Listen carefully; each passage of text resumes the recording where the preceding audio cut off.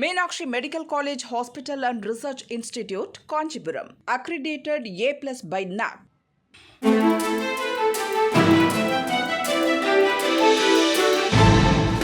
தட்டை, சீடை, முறுக்கு, ரிப்பன் போகடா, அதிரசம் என்ன வேணாலும் செய்யுங்க.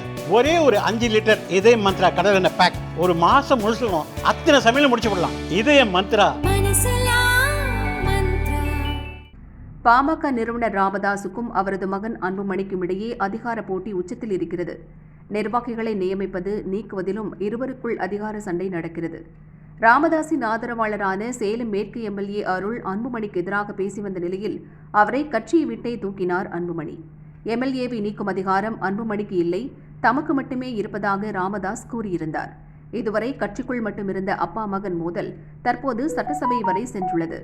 எம்எல்ஏ அருள் பாமக சட்டசபை கொறடாவாகவும் இருக்கிறார்.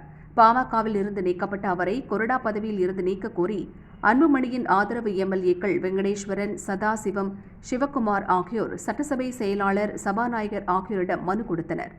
அருளுக்கு பதிலாக தேர்வு செய்யப்பட்டுள்ள எம்எல்ஏ சிவக்குமாரை கொறடாவாக நியமிக்க கோரி அன்புமணி அளித்த பரிந்துரை கடிதத்தையும் அவர்கள் வழங்கினர். சேலம் மேற்கு மாவட்ட சட்டமன்ற உறுப்பினராக இருந்து வரும் திரு அருள் அவர்கள் பாட்டாளி மக்கள் கட்சியினுடைய கொறடாவாக இருந்து வந்தார். இன்று சபாநாயகர் அவர்களையும் சட்டமன்ற செயலாளர் அவர்களையும் சந்தித்து பாட்டாளி மக்கள் கட்சி அருள் அவர்கள் நீக்கப்பட்டதின் காரணமாக சட்டமன்ற கொறடாவாக மயிலம் சட்டமன்ற உறுப்பினர் சிவக்குமார் அவர்கள் தேர்வு செய்யப்பட்டிருக்கிறார். அதற்குரிய இங்கே திருத்தங்களையும் தேவையான மாற்றங்களையும் சட்டமன்ற செயலகம் செய்ய வேண்டும் என்று ஒரு மனுவை இன்றைக்கு கொடுத்திருக்கிறோம். அந்த நகல் இன்றைக்கு அவர்களிடம் வழங்கப்பட்டிருக்கிறது. இந்த கடிதத்தை தொடர்ந்து எங்கள் கட்சியினுடைய தலைவர் மரியாதைக்குரிய அன்புமணி ராமதாஸ் அவர்கள் இந்த கடிதத்தை இன்றைக்கு கொடுத்திருக்கிறார். சட்டமன்ற உறுப்பினர்கள் இங்கே வந்திருக்கிறார்கள்.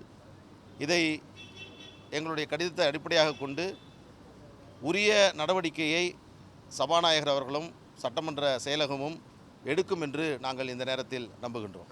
எம்எல்ஏ அருள் அவர்கள் கட்சியிலிருந்து நீக்கப்பட்டிருக்கிறார். அதன் காரணமாக அவர் சட்டமன்ற உறுப்பினராக நீக்க வேண்டும் என்பது அல்ல. ஆனால் அதே வேளையில் கட்சியிலிருந்து நீக்கப்பட்டதின் காரணமாக கட்சியின் கொறடாவாக அவர் தொடர முடியாது.